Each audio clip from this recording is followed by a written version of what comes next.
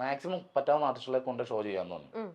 അങ്ങനെ ഷോ ചെയ്തിട്ട് ഞാൻ പറഞ്ഞു, നിങ്ങൾ ഷോ ചെയ്തിട്ട് 10,000 രൂപ കിട്ടിയുള്ളെങ്കിലും എനിക്ക് ആ സ്പോട്ടിൽ വെച്ച് സ്റ്റേജിൽ വെച്ച് ഇൻട്രോ എല്ലാം തന്നെ എന്ന് പറഞ്ഞു. അങ്ങനെ പറഞ്ഞു കഴിഞ്ഞിട്ട് ഇവർ സംഭവം പരിപാടി നടത്തി. ഒത്തിരി ആർട്ടിസ്റ്റുകൾ വന്ന്, വിളിക്കുന്നവരൊക്കെ ഹാപ്പി ആയിട്ട് ഓടി വന്നത്. എല്ലാവരും വന്ന് വലിയ ഹെവി ഷോയാണ് ചെയ്തിട്ട് ഇൻട്രോയിലായപ്പോഴത്തേക്ക് ഇവർ 5 ലക്ഷമാണോ 7 ലക്ഷം 7 ലക്ഷമാണെന്ന് തോന്നണം എൻ്റെ അടുത്ത്. എനിക്ക് തോന്നണം കൃത്യമായിട്ട്. അവർ ആ കറക്റ്റായിട്ട് ആ ഇൻട്രോൾ ടൈമിൽ എൻ്റെ കൊണ്ടുതന്ന് അത് ആ കുട്ടിയുടെ അച്ഛൻ്റെ കൊടുത്ത്. ഇതിന് ശേഷം ഒരു 3 ദിവസം കഴിഞ്ഞപ്പോൾ അവരെന്നെ വീണ്ടും വിളിച്ച് ഷോ കഴിഞ്ഞിട്ട്, ചേട്ടാ ഒരു 3 ലക്ഷം കൂടി കിട്ടിയിട്ടുണ്ട്, അപ്പം അത് ചേട്ടൻ വന്നാൽ നമുക്ക് കൊടുക്കാമെന്ന് പറഞ്ഞു. ഞാൻ പറഞ്ഞു അത് ഞാൻ വരേണ്ട കാര്യമില്ല, കാരണം അത്രയും നല്ലൊരു സംഘാടക സമിതി ഞാൻ കണ്ടിട്ടില്ല. അപ്പം എന്നെക്കാളും അത് കൊടുക്കാൻ യോഗ്യത ഉള്ളവർ അവർ തന്നെ. അപ്പോൾ അവർ നിങ്ങൾ തന്നെ ഏറ്റവും കൊണ്ട് കൊടുക്കാൻ പറഞ്ഞു. അങ്ങനെ കൊടുത്ത് ആ കുട്ടിയുടെ ഓപ്പറേഷൻ കഴിഞ്ഞ് കുട്ടി രക്ഷപ്പെട്ട്. അത് കഴിഞ്ഞിട്ട് തിരിച്ച് കുട്ടിയുടെ ബർത്ത്ഡേക്ക് ഞങ്ങൾ രണ്ടുപേരും കൂടി ചെന്ന് കുട്ടിക്ക് സമ്മാനമൊക്കെ മേടിച്ചു കൊണ്ട് കൊടുത്ത് അവരുടെ കൂടെ ഇരുന്ന് എല്ലാം കൂടി തിരിച്ചു പോന്നു. ഇപ്പം ഞങ്ങൾ കുട്ടി എവിടെ എന്താണെന്നൊന്നും ആലോചിക്കണില്ല. അത് ആ പാർട്ട് അവിടെ കഴിഞ്ഞു.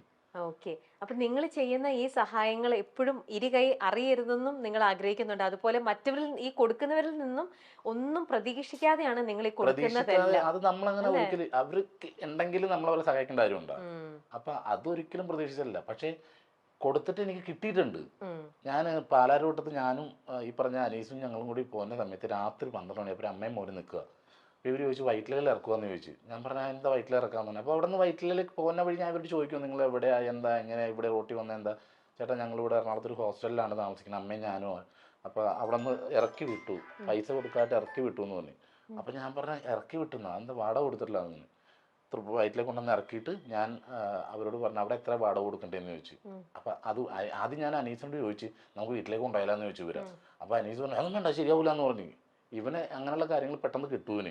അതൊന്നും വേണ്ട അവന് ശരിയാവില്ല, എന്താണെന്ന് അറിയണ വീട്ടിൽ കൊണ്ടുപോകണമെന്ന്. പക്ഷെ അപ്പോഴും എൻ്റെ മനസ്സിൽ വീട്ടിലേക്ക് കൊണ്ടുവരാൻ ഞങ്ങൾക്ക് രണ്ടുപേർക്കും ഒരു മുറി മതിയല്ലോ, വേറെ മുറി കിടക്കുന്നില്ല. അപ്പോൾ വയറ്റിലേക്ക് കൊണ്ടുവന്നിട്ട് ഞാൻ ഈ പയ്യനോട് അവിടെ എത്ര കൊടുക്കണ്ടേന്ന് വെച്ചാൽ അപ്പോൾ എത്ര രൂപ കൊടുക്കണം വെച്ചു. അത് കൊടുത്തു. ഒരു ഓട്ടോറിക്ഷ ഭക്ഷണം കഴിക്കാനുള്ള പൈസ കൊടുത്തു. ഒരു ഓട്ടോറിക്ഷക്കാരൻ അവിടെ കിടപ്പനാണ്. ഓട്ടോറിക്ഷക്കാരനോട് ചോദിച്ചു ഇവിടം വരെ പോകാൻ എത്രയാവട്ടാന്ന് വെച്ച്. ഓട്ടോ ചേട്ടനും പൈസ കൊടുത്ത് കറക്റ്റായിട്ട് ഇവർ അവിടെ എത്തിച്ചേക്കണം ഓട്ടാന്ന് തോന്നി. പോയി പിറ്റേ ദിവസം ഒരു കോള് വന്നു അനീസിന്. നമ്പറും കൊടുത്തു. ഞാൻ എന്താവശ്യം ഉണ്ടെങ്കിൽ വിളിച്ചോട്ടാന്നും പറഞ്ഞു. വിളിച്ച് അനീസ് ഫോൺ എടുത്തപ്പോൾ പറഞ്ഞു എനിക്ക് ഷാജിയായിട്ടും സംസാരിക്കണമെന്ന് പറഞ്ഞു. അപ്പം എന്താണെന്ന് ചോദിച്ചു. അപ്പോൾ എൻ്റെ മോൻ്റെ കാര്യം സംസാരിക്കാനാന്ന് പറഞ്ഞു. അപ്പോൾ ഞാൻ വിളിച്ചോളാൻ പറഞ്ഞിട്ട് ഞാൻ വിളിച്ച് ഫോണിലെടുത്ത് ഹലോ എന്ന് പറഞ്ഞപ്പോൾ മോൻ്റെ കാര്യം സംസാരിക്കാൻ. ഞാൻ എന്താ മോൻ എന്ത് പറ്റിയെന്ന് വെച്ച്. അവന് സിനിമയിലൊക്കെ അഭിനയിക്കാൻ നല്ല ഇതുള്ളവനാണ്, അവനൊന്ന് സിനിമയിൽ അഭിനയിക്കണമെന്ന് പറഞ്ഞു. ഞാൻ പറഞ്ഞു അതല്ലമ്മേ നമുക്ക് എന്തെങ്കിലും നല്ലൊരു ജോലി അവന് കിട്ടുകയാണെങ്കിൽ, സിനിമയൊക്കെ എന്ന് പറഞ്ഞാൽ കുറേ നാൾ കഷ്ടപ്പെട്ട് ഇങ്ങനെയൊക്കെ നടക്കേണ്ടി വരും, ഒരു ജോലി വേണേൽ നമുക്ക് എവിടെയെങ്കിലും ആരും പറഞ്ഞ് ഞാൻ ശരിയാക്കി കൊടുക്കാമെന്ന് പറഞ്ഞു. എൻ്റെ മോനെ അങ്ങനെ പണിക്ക് പോകേണ്ടവനൊന്നും അല്ല, നീ ആരുടെ പട്ടിയില്ല എന്നോട്. എൻ്റെ മോനെ ജോലിക്ക് പോകേണ്ട ആവശ്യമൊന്നുമില്ല, ഞങ്ങൾക്ക് അതിന് മാത്രം ഭൂസ്വത്തും കാര്യങ്ങളൊക്കെ ഉള്ളതാ. തെറി ഞാൻ കട്ട് ചെയ്തിട്ട് മാറ്റി വെച്ച്. പിന്നെ കോൾ വന്നപ്പോൾ ഞാൻ അനീസിൻ്റെ അടുത്തോട്ട് നീക്കി വെക്കും, അനീസ് എൻ്റെ അടുത്തോട്ട് നീക്കി വെക്കും, എടുക്കാൻ പേടിയാ. അപ്പം അങ്ങനത്തെ അനുഭവങ്ങളും കിട്ടിയിട്ടുണ്ട്. സഹായിക്കാൻ പോയിട്ട് അങ്ങനെയുള്ള അനുഭവങ്ങൾ അതെ. തലേദിവസം രാത്രിക്ക് കണ്ട മുഖമാണോ പിറ്റേ ദിവസം അല്ല സിനിമയിൽ അഭിനയിക്കണ്ട മോനെ ഞാൻ എന്തെങ്കിലും ജോലി മേടിച്ചു കൊടുക്കാന്ന് പറഞ്ഞു എവിടെയെങ്കിലും. ഇപ്പൊ നമ്മളൊരു തുണിക്കടയിലാണെങ്കിൽ പറഞ്ഞ് നമുക്ക് അവനെ കയറ്റാം, നമുക്ക് ഹോസ്റ്റലിലെ പൈസ കൊടുക്കുക, ഇതൊക്കെയായിരുന്നു കാഴ്ചപ്പാട്. പക്ഷേ ഇത് പറഞ്ഞു കഴിഞ്ഞപ്പോഴത്തേക്ക് ഇവരങ്ങ് ഞാനിപ്പോ പറഞ്ഞല്ല ലാംഗ്വേജ്, ഞാൻ ആ ഫസ്റ്റ് സ്റ്റാർട്ടിങ് മാത്രമേ പറഞ്ഞിട്ടുള്ളൂ. ദൈവമേ, ഇങ്ങനെയും ആൾക്കാരല്ലേ. കാലങ്ങളായി മലയാള സിനിമകളിലും സീരിയലുകളിലും സ്റ്റേജ് ഷോകളിലും മലയാളികളെ ചിരിപ്പിച്ചുകൊണ്ടിരിക്കുന്ന കലാകാരനാണ് സാജു നവോദയ. ഒരുപക്ഷെ ഈ പേരിനേക്കാൾ പാഷാണം ഷാജി എന്ന് പറഞ്ഞാലാകും ഭൂരിഭാഗം പേർക്കും അദ്ദേഹത്തെ മനസ്സിലാവുക. അത്രത്തോളമായിരുന്നു ഈ വേഷത്തിലൂടെ സാജുവിന് ലഭിച്ച അംഗീകാരവും പ്രകീർത്തിയും. നിലവിൽ ഷോകളിലും സിനിമകളിലുമെല്ലാം സജീവമായി തുടരുന്ന സാജു തന്റെ സ്വന്തം വീട് വിറ്റ് ക്യാൻസർ രോഗിക്ക് വീട് വെച്ചു കൊടുത്ത വാർത്ത ഓരോ മലയാളികളുടെയും ഹൃദയം നിറച്ചിരുന്നു. 15 വർഷം വാടകയ്ക്ക് താമസിച്ച ശേഷമായിരുന്നു സാജു നവോദയ സ്വന്തമായി ഒരു വീട് വെച്ചത്. എന്നാൽ മരടിലുള്ള ഒരു ക്യാൻസർ രോഗിയുടെ അവസ്ഥ കണ്ടപ്പോൾ ആ വീട് വിറ്റ് അവർക്കൊരു ഭവനം നിർമ്മിച്ചു കൊടുക്കാൻ സാജുവും ഭാര്യയും മുൻകൈ എടുക്കുകയായിരുന്നു. ഇതിനെക്കുറിച്ച് സാജു പറയുന്ന വാക്കുകളാണ് ഇപ്പോൾ വൈറലായി മാറുന്നത്. സാജുവിന്റെ ഭാര്യ കണ്ണു നിറഞ്ഞുകൊണ്ടാണ് ഈ സംഭവത്തെക്കുറിച്ച് പറയുന്നത്. അവർ പാടിയിട്ട് റോട്ടിൽ പാടിയിട്ട് 1 ലക്ഷം രൂപ എനിക്ക് കൊണ്ട് തന്നു.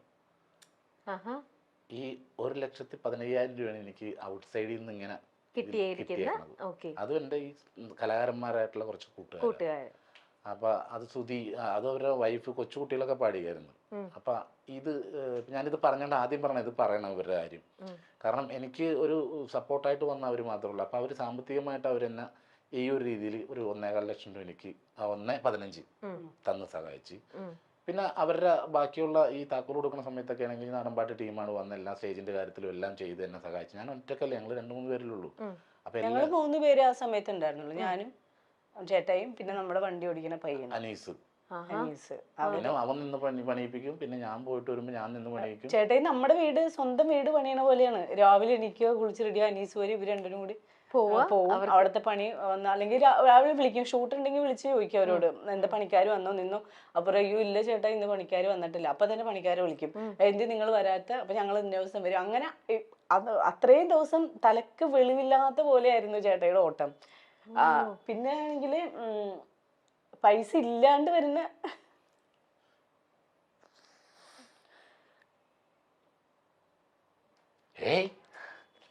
ഇല്ല ഏട്ടാ, അതൊരു ഇമോഷന്റെ ഒരു ഇതാണ്. ചേച്ചിക്ക് എത്രയാലും അത് എത്രയാലും ഇമോഷൻ ആവില്ല. അല്ല, ഇത് എന്താന്ന് പറയുമ്പോൾ ഞാൻ അങ്ങനെ വലിയ കലാകാരനല്ല, വലിയ പേയ്മെന്റ് മേടിക്കുന്ന ആളല്ല.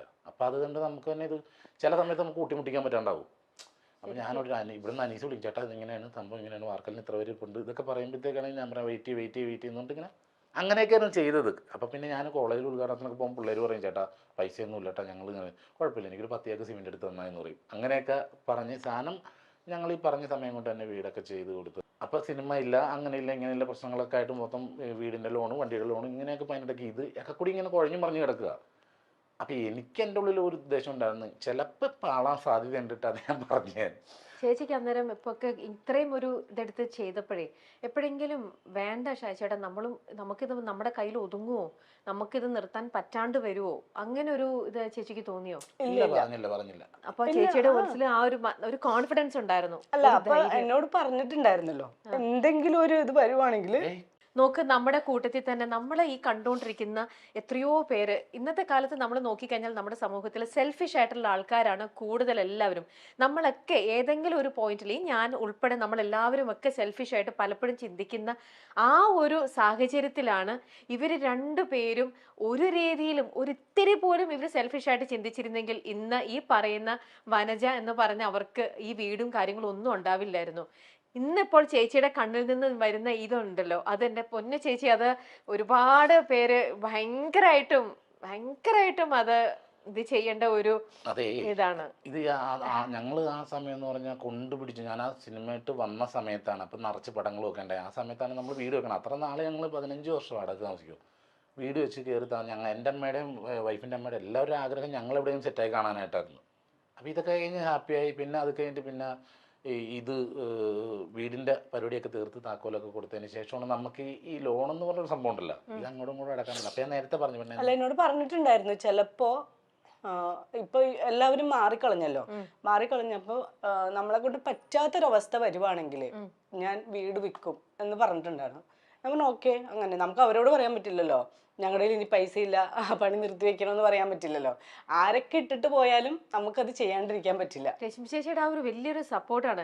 രശ്മി ചേച്ചി ഒരിക്കലും ഒരു തവണയെങ്കിലും വേണ്ട ചേട്ടാ നമ്മളും ഇത് പെടുകയാണ് എന്ന് പറഞ്ഞിരുന്നെങ്കിൽ സീരിയസ് ആയിട്ടുള്ള കാര്യത്തിന് ഞാനൊരു ക്രിക്കറ്റ് ടൂർണമെന്റ് നടത്തിയിട്ട് സ്പോൺസർ ചെയ്യാന്നവര് സഹായിക്കില്ല എന്ന് പറഞ്ഞ അവസാനം ടൂർണമെന്റ് നടക്കുന്ന സമയം അത് ഇത്രയും പൈസ സ്വർണം കൊണ്ടുവന്നെ ചേട്ടാ ടൂർണമെന്റ് നടത്തണം എന്ന് പറഞ്ഞ ആളെ ഇയാള്. അല്ലാതെ ഒരു തവണ പോലും നമുക്കൊരു ജീവിതമില്ലേ, നമുക്കും ജീവിക്കണ്ടേ എന്നുള്ള ഒരു സംഭവം ചേച്ചി പറഞ്ഞിട്ടില്ല. ഇല്ല, ഒരിക്കലും പറഞ്ഞിട്ടില്ല. തൻ്റെ വീട് വിറ്റിട്ട് വേറൊരാൾക്ക് വീട് വെച്ച് കൊടുത്ത ആളാണ് ഞാൻ. 15 വർഷം വാടകയ്ക്ക് താമസിച്ചിട്ടാണ് ഞാൻ വീട് വെച്ചത്. ആ വീട് വിറ്റ് 10 ലക്ഷത്തിന് മേലെ മുടക്കി വേറൊരാൾക്ക് വീട് വെച്ച് കൊടുത്തു. പുള്ളി ഒരു ക്യാൻസർ രോഗിയാണ്. ഒരു നേരത്തെ മരുന്ന് വാങ്ങിത്തരണമെന്ന് വിളിച്ചപ്പോൾ ഞാനും ഭാര്യയും കൂടി അവരുടെ വീട്ടിൽ പോയതാണ്. ഫ്ലക്സ് മേൽക്കൂരയാക്കിയ വീട്ടിൽ ഫ്ലക്സ് വിരിച്ചാണ് രോഗി കിടക്കുന്നത്. ഞങ്ങൾ കട്ടിൽ വാങ്ങിക്കൊണ്ട് വരാമെന്ന് പറഞ്ഞു. അങ്ങനെ കട്ടിൽ വാങ്ങാൻ പോകുമ്പോൾ ഭാര്യ പറഞ്ഞു നമുക്കൊരു കുഞ്ഞു വീട് വെച്ച് കൊടുക്കാമെന്ന്. കാരണം +1-നും +2-നും പഠിക്കുന്ന 2 പെൺമക്കളാണ് ആ വീട്ടിലുള്ളത്. പുലർച്ചെ 4 മണിക്കോ 3 മണിക്കോ എഴുന്നേറ്റ് പറമ്പിൽ പോകും അവർ. ബാത്റൂമിൽ പോകാൻ വൈകുന്നേരമാണെങ്കിൽ എല്ലാവരും ഉറങ്ങിയ ശേഷവും. അങ്ങനെയാണ് വീട് വെച്ച് കൊടുക്കാമെന്ന് തീരുമാനിക്കുന്നത്. ഒടുവിൽ നാട്ടുകാരൊക്കെ വന്ന് വലിയ വീട് വെച്ച് കൊടുക്കാം എന്നൊക്കെ പറഞ്ഞു. എന്നാൽ ഫസ്റ്റ് കല്ലിടലിന്റെ അന്ന് ആൾക്കാർ വന്നതാണ്, പിന്നെ ആരും വന്നില്ല. ഒടുവിൽ ഞാൻ തന്നെ നിന്ന് വീട് പണിതു. 2 മുറികളും attached bathroom, kitchen, work area തുടങ്ങിയ എല്ലാ സൗകര്യമുള്ള നല്ലൊരു വീട് അവർക്ക് വെച്ചു കൊടുത്തു. ആ കുഞ്ഞുങ്ങൾ ഇപ്പോഴും വിളിക്കാറുണ്ട്. ഞാനിപ്പോൾ വാടകയ്ക്കാണ് താമസിക്കുന്നത്. എൻ്റെയും ഭാര്യയുടെയും സന്തോഷമാണ് ഞങ്ങളുടെ ജീവിതം. അടുത്തൊരു സ്ഥലം വാങ്ങി വീട് വെച്ചിട്ട് ആരാരുമില്ലാത്ത അമ്മമാരെ ഞങ്ങൾക്കൊപ്പം താമസിപ്പിക്കുക എന്നതാണ് ഭാര്യയുടെ ഇപ്പോഴത്തെ പ്ലാൻ. ഞങ്ങളുടെ സന്തോഷമാണ് ഞങ്ങളുടെ ജീവിതം എന്നും സാജു നവോദയ പറയുന്നു. ലക്ഷ്മി ആർട്ടിസ്റ്റ് ലക്ഷ്മി ഇല്ലേ, ലക്ഷ്മി, അങ്ങനെ കുറേ പേരുണ്ടായിരുന്നു. പക്ഷേ ഇതും ഞാൻ അന്നേരം അവിടെ വെച്ച് ഒരു സോഷ്യൽ മീഡിയയിൽ ഒന്ന് ഫോട്ടോ എടുത്തു വിടും ഒന്നും ഞാൻ ചെയ്തില്ല. ഞാൻ വന്നവരോടും പറഞ്ഞു നിങ്ങൾ ദൈവത്തോർത്ത് ചെയ്തിട്ടില്ല, ഇത് ഞങ്ങളുടെ ഒരു സന്തോഷവും. അപ്പോൾ അത് ചെയ്താൽ തന്നെ. അപ്പോൾ സാറ് ഒന്നെല്ലാം ചെയ്ത് താക്കോലെ കൊടുത്തതിന് പോയതിന് ശേഷം ഞങ്ങൾ പിറ്റേ ദിവസം അവിടെ ചെന്ന് പാലൊക്കെ കാച്ചി അല്ലേ, പാലുകാച്ചെല്ലാം നമ്മൾ വൈകിട്ടാണ്. അല്ല നമ്മള് പാല് കാച്ചുന്ന ടൈമിൽ ചെന്നിട്ടുണ്ടായിരുന്നു. ആ അതെ, പാലുകാച്ചലൊക്കെ കഴിഞ്ഞിട്ട് ഞങ്ങൾ ഇറങ്ങിയത്. അപ്പം ഇത് ഈ ഇങ്ങനത്തെ ഒരു ആ സിറ്റുവേഷനിൽ ഇപ്പോഴത്തെ നിലവിൽ കലാകാരന്മാരുടെ അവസ്ഥയൊക്കെ പറഞ്ഞു വന്നപ്പോഴത്തേക്ക് ഞാനത് പറഞ്ഞതാ. ഞാൻ ഈ വീടൊന്ന് കാണിക്കുകയാണ് നമ്മുടെ പ്രേക്ഷകരെ. അത് നമ്മുടെ വീട്, നമ്മുടെ വീട്, നമ്മുടെ ഷായി ചേട്ടനും ചേച്ചിയും ഈ ഒരു ഐഡിയൽ കപ്പിൾ. ഇവര് ഒരുപാട് ആഗ്രഹത്തോടെ ഷായി ചേട്ടൻ്റെ ഇത്രയും വർഷം പ്രോഗ്രാം ചെയ്ത് നമ്മളെ കുറെ ചിരിപ്പിച്ചും സ്റ്റേജിലൂടെയും സിനിമയിലൂടെയൊക്കെ നമ്മളെ ഇങ്ങനെ ചിരിപ്പിച്ച് കഷ്ടപ്പെട്ടുണ്ടാക്കിയെടുത്ത് ആ പൈസയിൽ നിന്നും ഇവർ ആഗ്രഹിച്ചുണ്ടാക്കി വെച്ച പനങ്ങാട് വെച്ച വീടാണ് ഇപ്പൊ നിങ്ങൾ കാണുന്നത്. വീടിന്റെ പേരെന്തായിരുന്നു ചേച്ചി? ശ്രീവിനായകം.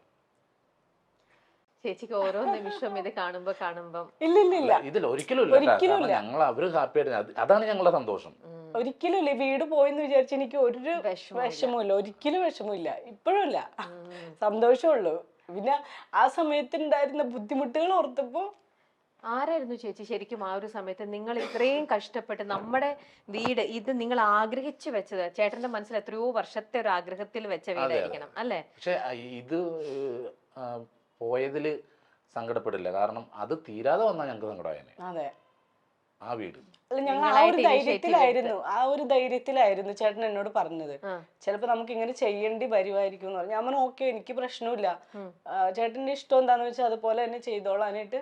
ചേട്ടന്റെ ഭാഗ്യ ഇങ്ങനത്തെ ഒരു ചേച്ചിയും കൂടെ കിട്ടിയത്. എല്ലാം അത്ര സന്തോഷത്തോടെ അവർക്ക് താക്കോല് കൊടുത്ത പാലുകാച്ചലൊക്കെ ഞങ്ങൾ കൂടിയത്. ഞങ്ങളുടെ ഈ വീട് പോയത് പോകുന്നുള്ള ചിന്തപ്പാടൊന്നും ഞങ്ങൾക്ക് ഉണ്ടായിരുന്നില്ല. ഞങ്ങൾ അത്ര ഹാപ്പിയായിരുന്നു. ഇപ്പോഴും ഇല്ല. പക്ഷെ ആ താക്കോല് കൊടുത്തിട്ട് പിന്നെ ഞങ്ങൾ അതിനെപ്പറ്റി ചിന്തിച്ചിട്ടേ ഇല്ല. ഇപ്പോഴാണ് ഈ ഒരു ഇത് വന്നപ്പോ ഇതിങ്ങനെ ആയി, ഇങ്ങനെ ഇത്രയും ടോക്ക് ആയപ്പോഴത്തേക്കാണ് ഞങ്ങൾക്ക് പിന്നെ അങ്ങനെ കൂടുതലും നമ്മൾ പറഞ്ഞ അവർക്കും ചെയ്തിട്ട് അത് പറയണത് ശരിയല്ല. അതുകൊണ്ടാണ് പറഞ്ഞപ്പോ അവരോട് തന്നെ പറഞ്ഞു പൂർണ്ണ മനസ്സോടുകൂടിയാണ് ഞങ്ങൾ ചെയ്തേക്കുന്നത്. പക്ഷെ അവര് അറിഞ്ഞിട്ടില്ല നിങ്ങളെ ഇങ്ങനെയാണ് അത് അവർക്ക് വീട് വെച്ച് കൊടുത്തെന്നുള്ള. വീട് കൊച്ചു കൊടുത്തതിന് ശേഷമാണ് നമുക്ക് ബാധ്യതകൾ വന്നത്. നമ്മുടെ വീടിന്റെ ലോണ്, കാറിന്റെ ലോണ്, ബാക്കിയുള്ള എല്ലാ സംഭവങ്ങളും ചെയ്യാൻ പറ്റാത്തൊരു അവസ്ഥ വന്ന് മനസ്സിലായി. അപ്പൊ പിന്നെ അത് വീട്ടാനായിട്ട് ഞങ്ങൾക്ക് ഇതേ നിവൃത്തി ഉണ്ടായിരുന്നുള്ളൂ. ഇതാവുമ്പോ നമുക്ക് ആരോടും ചോദിക്കണ്ടല്ലോ, ഞങ്ങൾ തന്നെ ഉണ്ടാക്കി നമ്മുടെ സ്വന്തം അല്ലേ? ആ സമയത്ത് ഞങ്ങൾക്ക് വീട്ടിൽ വേറെ പ്രശ്നം കൂടി ഉണ്ടായിരുന്നു. വൈഫ് രശ്മിയുടെ അമ്മ, ഞങ്ങളുടെ അമ്മക്ക് വയ്യായിരുന്നു. ഓ, അപ്പൊ അമ്മ പിന്നെ അമ്മക്ക് ക്യാൻസർ ആയിരുന്നു. അപ്പൊ അതിന്റെ ട്രീറ്റ്മെന്റും എല്ലാം ഞങ്ങൾ അതിൽ മൊത്തത്തിൽ ഇങ്ങനെ ഇതായിട്ട് നിൽക്കുകയായിരുന്നു.